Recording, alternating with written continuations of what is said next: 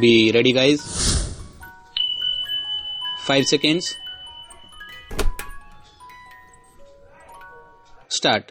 Sir, I am thankful to the members for the kind words they have said and references that they have made to the Railway Ministry and to the Railway Board.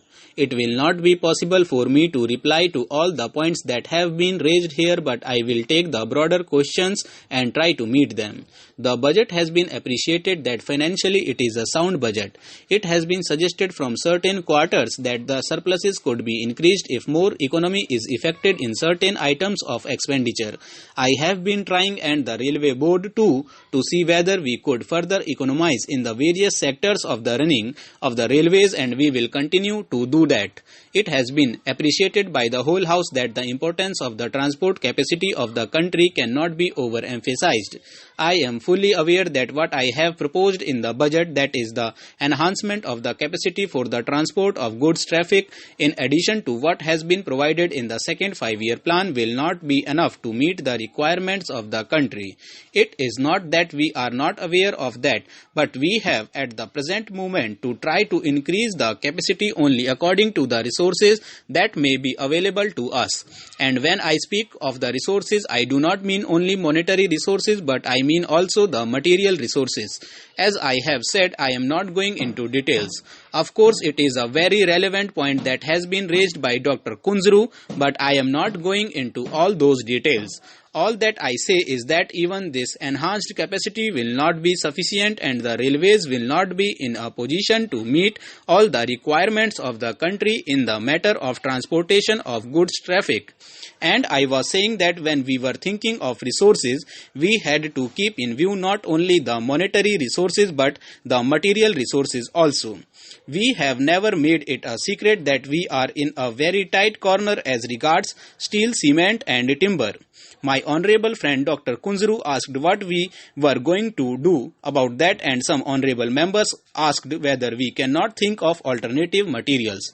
As the House is perhaps aware, we are sending a steel mission to Europe and other countries to try whether we can secure rails, sleepers and other steel materials in larger quantities.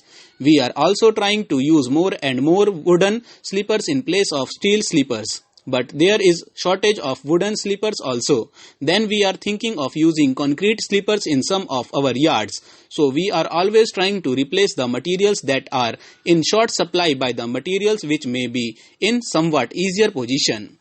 But what I want to emphasize is this, that taking into account all the developments in the country, we are quite conscious of the fact that even this increased capacity for transportation of goods traffic will not be sufficient to meet the requirements of the country.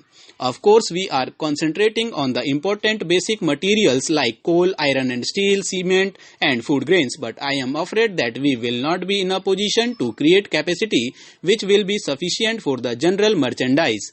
That was ignored even in the first plan. Though we are trying to increase to some extent, that will not be enough. So it comes to this, that the Railway Minister will approach the Planning Commission again, argue with them and try to impress upon them the necessity of creating additional capacity for the railways, and if we are fortunate to secure some additional allotment from them, we will try our best with our advisors and officers to create additional capacity with the resources available.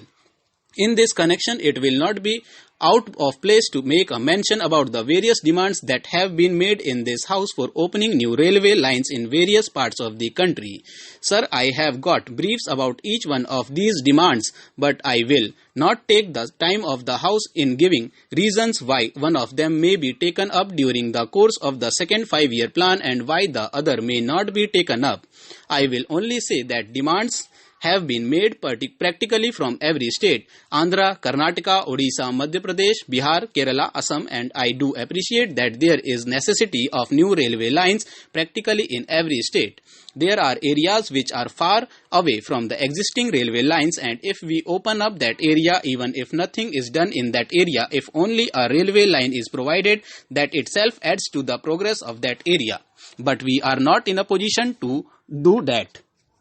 Mr. Deputy Chairman, it is unfortunate that such a legislation is brought at the fag end of the session, and I can tell you that in 1953 on the amending bill, I argued those very points on which the Amending Act of 1956 was subsequently brought, and also this amending bill is now brought.